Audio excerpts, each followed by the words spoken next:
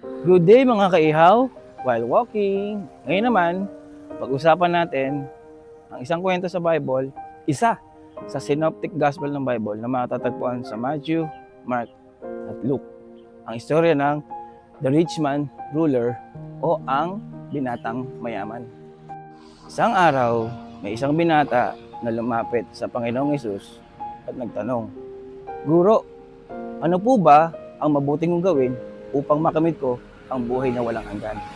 At sumagot si Jesus, "Bakit mo ako tinatawag na mabuti? Walang mabuti kundi ang Diyos."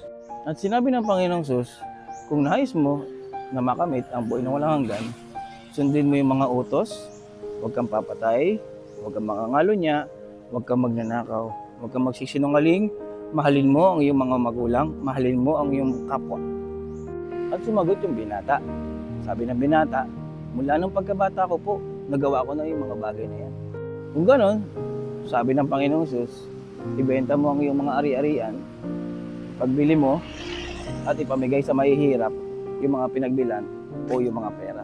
Kaya naman, nalungkot yung binata at umalis palayo dahil sa napakayaman niya. Kaya naman, sinabi ng Panginoong Hesus na napakahirap sa isang mayaman ang makapasok sa langit. Sabi pa niya, mas madali pa raw makapasok yung kamelyo sa butas ng karayom. Pero ano nga ba yung ibig sabihin ng butas ng karayom? Literal bang yung butas ng karayom? Tara, alamin natin. Noong unang panahon, mayroong tinatawag na wide gate at mayroon ding tinatawag na small gate. Yung tinatawag na small gate, yun yung tinatawag na middle eye na gate. Na sa araw, yung wide gate, bukas sa lahat, sa mga kalakal, sa mga lahat ng papasok. Pero pagka magdidilim na o magagabi na, isinasara na yung malaking gate. At yung maliit na gate na lang ang binubuksan na tinatawag nilang middle eye. At dahil yung middle gate na lang ang bukas, yung kamelyo, obligado niyang tanggalin yung mga karga niya. Tatanggalin at need niya na lumuhod para makapasok doon sa maliit na gate. Na minsan, yung mga camel, nasusugatan, nagagasgasan. Ano ini-emphasize ng Panginoon dito? Ibig sabihin ba nun, ayaw ng Diyos na yumaman tayo? Hindi. Ang pinag-uusapan dito ay set of priorities.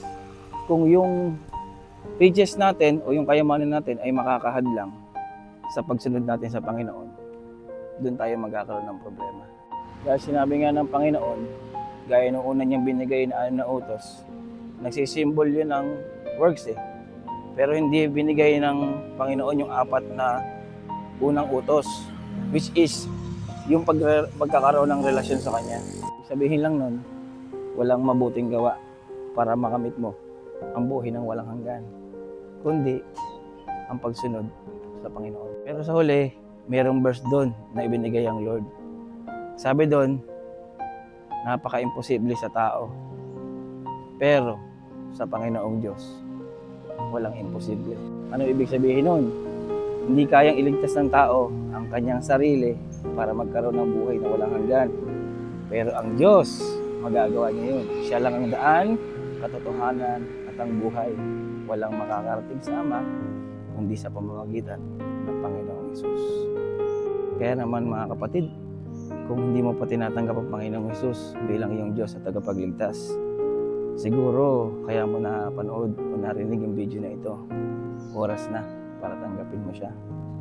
At isa na lang, kapatid, kung natapos mo yung video na ito, baka maaari mo namang i-comment kung taga saan ka para alam ko kung saan umabot yung video na ito. Hanggang sa muli, paalam, God bless you.